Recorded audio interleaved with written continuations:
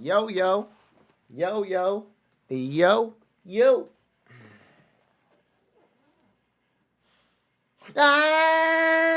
Mookie. Mookie. Somebody said in the comment section, they said at first your intro was so annoying. Then they said, I just can't stop saying it. But if y'all new to the channel, don't forget to like, comment, subscribe. Yes, sir. Mookie, Yeah. how you feeling? Feeling alright. And we back Feeling? with another reaction video. Now look, bro, we got the forgetting. I don't know if I'm saying it right. Is it forgetting or forgotten? My bad. You don't know how to read, yo. The forgotten pass of Neymar. So good that they made a award just for him. Now I'm interested to see what this video about, bro. We talking about the Kyrie Irving of football. Neymar. We already know there's a bunch of other dribblers out there.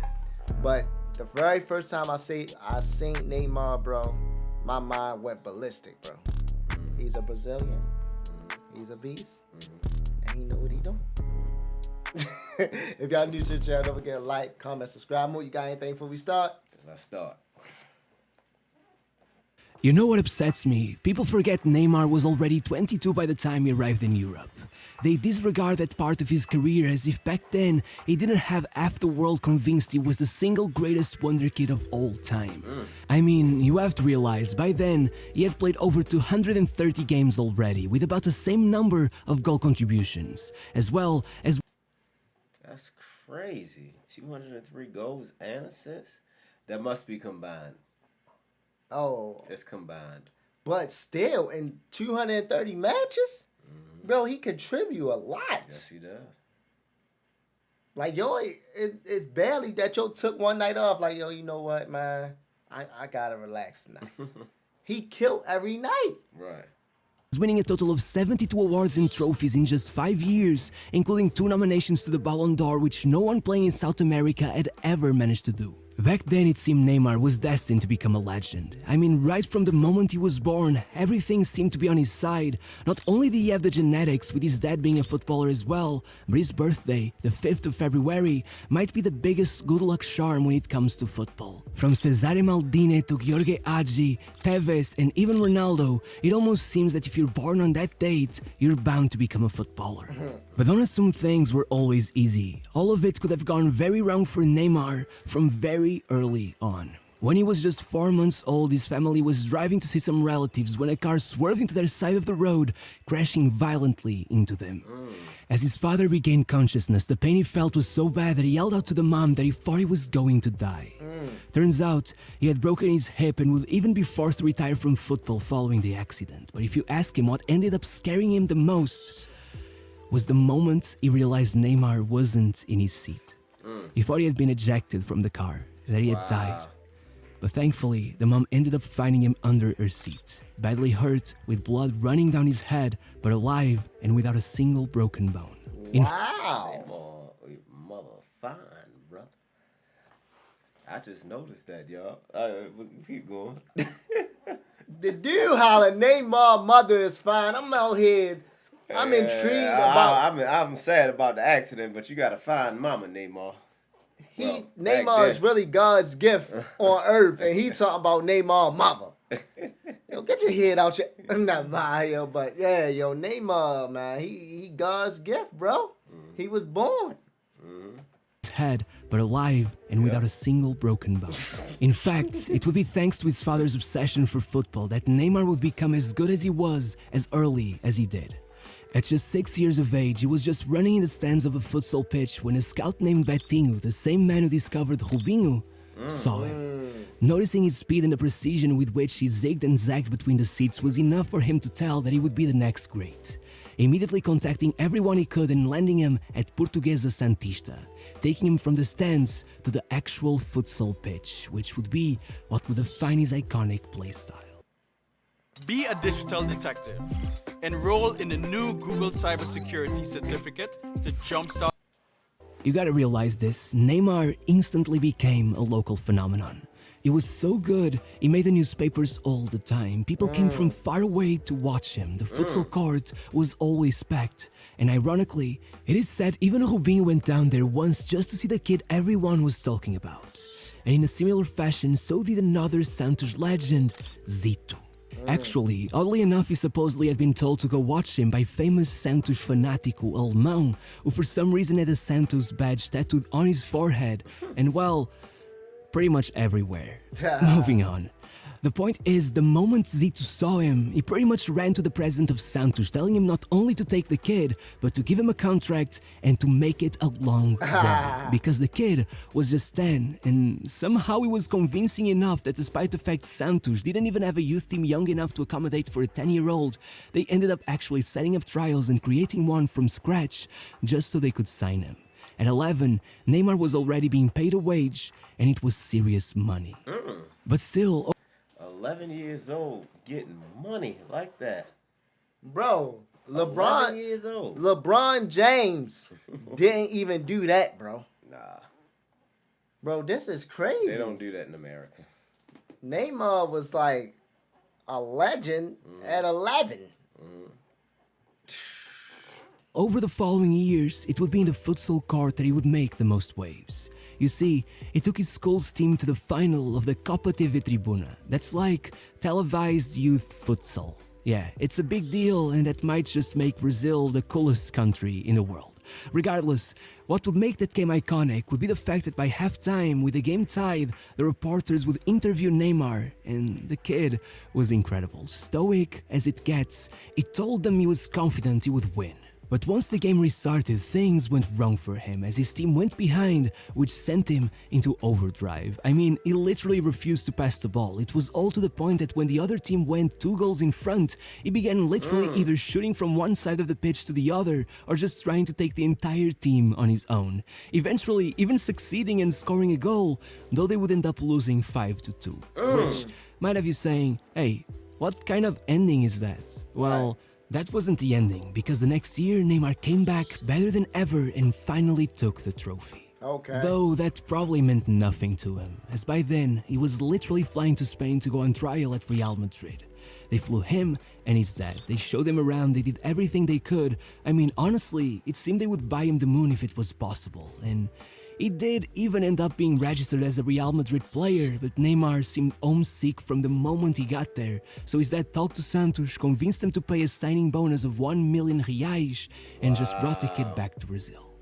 And from that moment on, it just blew up. Over the next 2 years, he began playing with the oldest kids in the academy, despite being just 15, and still managed to outshine everyone so much that he began getting his first Real Madrid, they try and get players, don't they, yo? We gotta do what we gotta do, baby.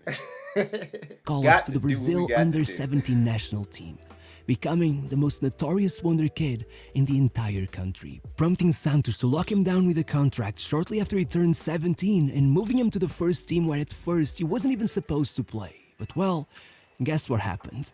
He completely demolished his teammates in training, leading the manager to joke about calling him up for the next game, with Neymar against his expectations, telling him he was more than ready.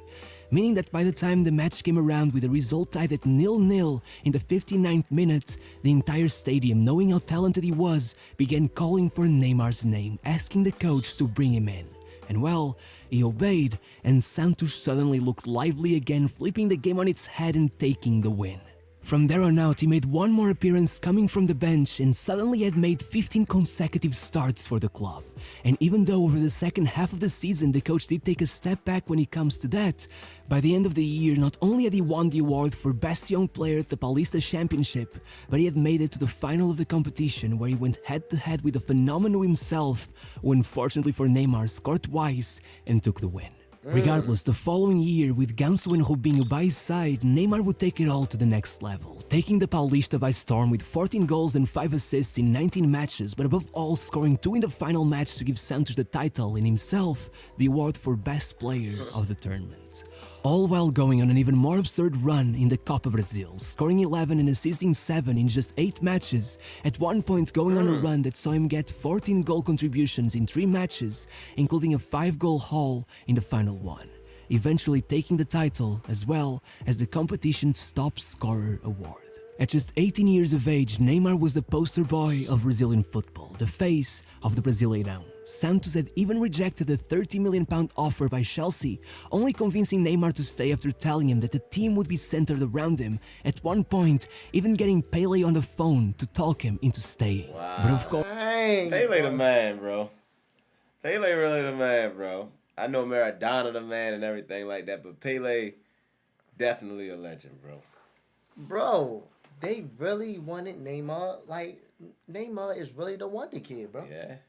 They did everything, bro. Yes, They wanted him to stay in his hometown, man. Yeah, they was trying to keep him in Brazil, bro. They didn't want him to go nowhere. all of this meant he was expected to be called up for the World Cup with Brazil, where we could have seen him line up besides Ronaldinho. But unfortunately, national team manager Dunga robbed us of that possibility by leaving Neymar out of the tournament. Maybe that's something to do with the fact that that was also the year that René Simões referred to Neymar by saying, "We are creating a monster," which he did not mean in a good way. Let me explain. Neymar had become famous for scoring penalties with a paradinha, meaning stopping right before hitting the ball to trick the goalkeeper into diving too early, which pissed him off terribly, with the legendary Rogério Ceni even complaining to the press about it once, which was especially ironic because he too had done it in the past. Regardless, FIFA ended up banning the move, which forced Neymar to adjust, leading him to miss a few penalties, which eventually led his coach Dorival to order him mid-game to let one of his teammates take a penalty instead. But this led Neymar to freak out and begin cursing out the coach from the middle of the pitch. Meaning that when René called him a monster, what he meant was a little spoiled brat, rather than a monstrous footballer. Though, to be fair, he did apologize later, and maybe the 43 goals and 10 assists over 63 matches also made up for it a bit, while his golden boot for highest Brazilian goal scorer of the year and the award for best forward in the league, despite Santos' 8th place finish, earned him his first call-up to the Brazilian national team. Though, to be fair, the following year, it would still be with the under-20s that he would make history, starting the Sudamericano with 4 goals in a game and going all the way, taking the title and the top scorer award, having scored more than twice as many goals as anyone else. After all, he was already too good to be playing in these youth tournaments. That year, Neymar was not aiming for titles such as those, he was aiming for the big prize, the Copa Libertadores. Starting it all off by scoring the goal against Colo-Colo that would earn him qualification to the knockout stage, where he'd put up one of the most decisive performances of all time, first assisting the only goal versus Club America to put him in the quarters, where he would assist 1 goal and score the other as Santos beat Once Caldas 2-1. In the semi-finals, the story would repeat itself again as Neymar assisted the only goal in the home leg and then scored the third and decisive goal in their second leg 3-goal draw. And of course, with the final coming their way, Neymar showed up and opened the scoring as Santos would inevitably be named South American champions. The first time they had won the competition since Pele. And of course, do I even need to say it, Neymar was the player of the tournament. And as if these performances weren't iconic enough, on his very next game for Santos, Neymar would put up his most iconic performance ever in the white shirt, going head-to-head with Ronaldinho as they faced Flamengo. Wow. Oddly enough, That matchup probably was crazy. Right, it was crazy, bro. And Ronaldinho Neymar was a young pup back That's then. what I'm saying. So that's like probably AI going against Jordan. Yeah. You feel me? How everybody wanted that matchup. You feel me? Yeah. the match would start with 2 goals by Borges, with Neymar assisting the second just 16 minutes into the game before scoring quite simply one of the greatest goals of all time just 10 minutes later to put Santos in front 3-0. However, Flamengo wasn't gonna let it go that easy, coming back to tie the match, with Ronaldinho scoring the first and assisting the third. This would already have made the game a blockbuster, but not only have I not mentioned the fact there had already been an open goal miss and a penalty miss, but also the fact that the game was far from over, with Neymar putting Santos in front with another great goal before Ronaldinho led Flamengo to yet another comeback, scoring 2 more to complete the hat-trick. But don't worry about Neymar, he also They was going at it. A little bit. got a reward for his performance. The Puskás Award for his first goal, becoming the youngest ever player to win the title, eventually being outdone by Daniel Zorri, who scored his goal on his debut match, which is a record I'll never get over. But anyway, just to add to the absurdity of that season, just a few months later another insane storyline was produced. So, as his teammate Diogo tells the story, it was the day before their match against Atlético Paranaense, and Neymar insisted in playing foot volley all afternoon. The other players worried that he would be too tired for the match, but he didn't listen. The next day, on the way to the match, he was so worn out he literally fell asleep on the bus. The players were pissed. They thought he wouldn't be able to perform, but once they got to the stadium, Neymar got up, put on his kit, and scored 4. As the commentator said that day, the only thing left for Neymar is to make it rain. It was simply a godly.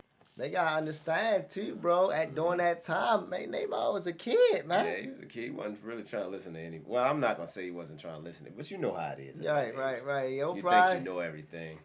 And kids got crazy energy, so when you think they down and out, nah, it's time to go, baby. They say Michael Jordan did the same thing. For real. Performance. However, the next month in the Club World Cup, no matter how well he played, there was nothing he could have done to take the trophy, as Santos made it to the final only to be destroyed 4-0 by Barcelona. At least, he did finish the year on a great note, being nominated for the Ballon d'Or for the first time, immediately going into the top 10 despite the fact he was only the second ever player to get nominated while playing in South America.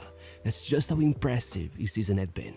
Regardless, the following year, he didn't hold back either, putting numbers on the board like never before, winning his 3rd consecutive Paulista championship with 20 goals and 8 assists in 18 matches, in an absurd performance that saw him be involved in 74% of the goals scored by Santos in the 7 matches that preceded the final, totaling 13 goals and 4 assists over that period. But please don't get the idea that he could only do this in the regional championship. His numbers in the Brasileirão were pretty much the same, and his most iconic performance of the year even came in the Libertadores once again. So, it pretty much all started when the manager of Bolívar took a jab at him in the pre-match interview, saying, "Neymar, I don't even know who that is." That sentence already angered Neymar, but once Bolívar took the win in the home game played in the famously hostile mountains of Bolivia, it all became much worse, leading him to warn Bolívar that in the second leg, they had it coming for them. Right. And he meant it. Let's just say 6 minutes into the match, Neymar had already grabbed an assist to level the aggregate score. Then 16 minutes after that, he had scored to put Santos in front. And then he let loose and started what was simply one of the greatest sporting humiliations of all time. Scoring another 6 minutes later and then assisting one just 8 minutes after that, eventually even assisting one more to total 2 goals and 3 assists for the match as Santos demolished Bolívar 8-0. 8-0. God. Don't make that boy mad. Do not make Gracious. Bro, I love that. I love that, yo. 8-0. I love sports, bro. I love it, yo. I love when you are upset and it makes you go in a whole different level and destroy the team. Don't make Neymar mad, man. But I mean, that's what happens in sports all the time, bro. Somebody going to talk trash. Somebody feel like they probably the Neymar stopper. That's crazy, bro. Crazy. The biggest win in a Libertadores match since 1970. Unfortunately, 2 rounds later, Santos would be stopped in their tracks by Corinthians as Neymar's only goal wasn't enough to put them through to the final once again. Right. But at least he did take the top scorer award, which he still hadn't been able to do.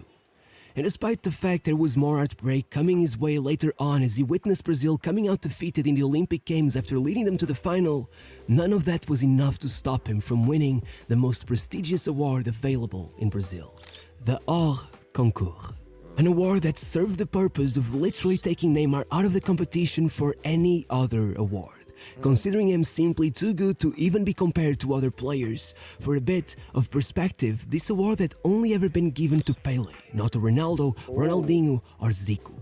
Only Neymar and Pelé. After all, with 43 goals and 19 assists in 47 matches, what else were they supposed to do? Following one more nomination to the Ballon d'Or, Neymar went into his 5th season at Santos, becoming their first ever player to make it to 5 consecutive Paulista Championship finals, and even being named the competition's best player despite losing that final match.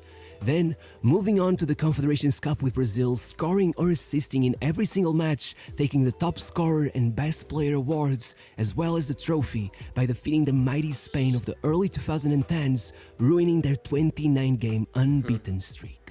Still, no matter how promising that season was looking to be, having scored 138 goals and provided 65 assists in 230 matches for Santos, winning a total of 6 trophies and more than 70 awards in a span of 4.5 years, the onslaught of millionaire offers by European clubs finally became too much to handle for Neymar, rejecting Chelsea, Real and Juve in favor of Barcelona. To this day, no one is sure of the real value of his transfer, with Barcelona reporting it as a mere 50. It is what it is, man. It is what it is.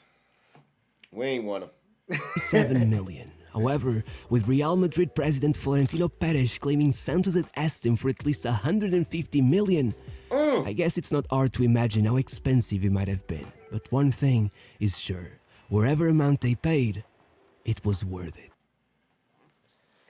We ain't want him. Any real Real Madrid fan know we ain't want him. We might have wanted him at that moment, but, you know, we got over it. Everybody wanted Neymar. Shut up. Everybody wanted this dude. This dude was amazing, bro. He was good. There's only 2 people that won the award in his country. Yeah. Come on, yo. Dang, Neymar. I didn't know he was like that. Yeah, he was tough. Like, Neymar. Dang, bro. And now he in a whole nother league with Cristiano. He's about to go to that league. I don't think he's there yet. No, I think he there. He's there? I think so. Overall, the video, what you think, bro? I thought it was good. A nice insight on Neymar. How he came up through the ranks and stuff like that. You know, kid prodigy. Came in, got older. Came in, started smashing the league. And, yeah. Wonder Kid story. Real good Wonder Kid story. Definitely ain't no wonder kid. This boy, I don't know. Very amazing video though, yo. I definitely really like to see how he come up, and I like how, you feel me, he uses anger to destroy teams, bro. I like that, bro. And he always was ready to play. Yep. He always was ready to play. So amazing video. If y'all like this video, bro, please leave a like and comment the videos y'all want us to react to. Please do. We love y'all. We appreciate y'all, man. I'm Nick DUNSON. And I'm Mookie DUNSON. And we out, baby. 1.